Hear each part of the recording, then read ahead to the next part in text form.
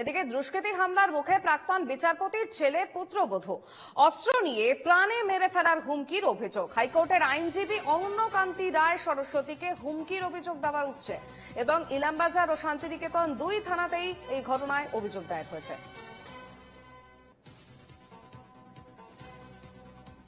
যখন আমাকে কাজটা নামাতে বলা হলো, তখন আমাকে তো প্রথমে জামার কলা ধরে বললোই যে মামলাগুলো ছাড়, তোকে কিন্তু টানে মেরে দেবো।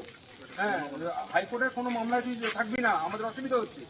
এইটা হলো একটা কথা। আর একটা হলো পিছন থেকে ছুরি বার করে এইভাবে, মানে এইভাবে ছুরি এই আমাদের পকেটে আছে, তো পুলিশকে কিন্তু কোনোভাবে ইনভলভ করা যাবে না, পুলিশকে কিন্তু কোনো কথা বলা যাবে না।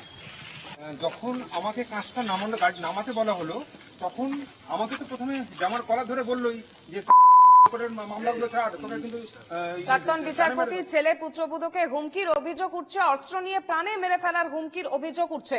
হাইকোর্টের আইনজীবী অনন্তকান্তি রায় তার সরস্বতী তাকে হুমকির অভিযোগ এবং ইলামবাজার এবং শান্তিনিকেতন দুই থানাতেই অভিযোগ দায়ের করা হয়েছে এই ঘটনায়। শান্তিনিকেতনের উত্তরপল্লীর বাসিন্দা আইনজীবী দম্পতি কি বলেছেন ওই দম্পতি শোনাবো। গত 4 তারিখে আমি একটা থ্রেট পাই ইলামবাজার জঙ্গলের কাছে।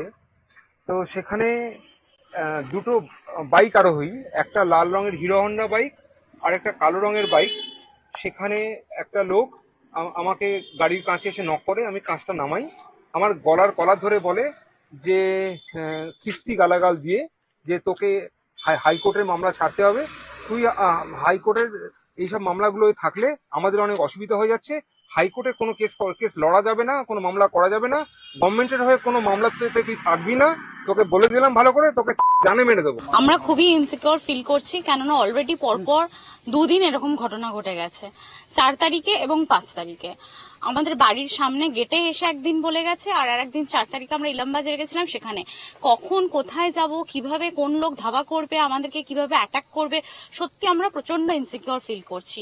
সরকার থেকে আমার হাজব্যান্ডকে একটা পার্সোনাল সিকিউরিটি অফিসার অ্যারেঞ্জ করে দিলে আমার মনে হয় ফর দ্য টাইম বিং হোক কিংবা যাই হোক আমরা একটু বেটার থাকতে পারি।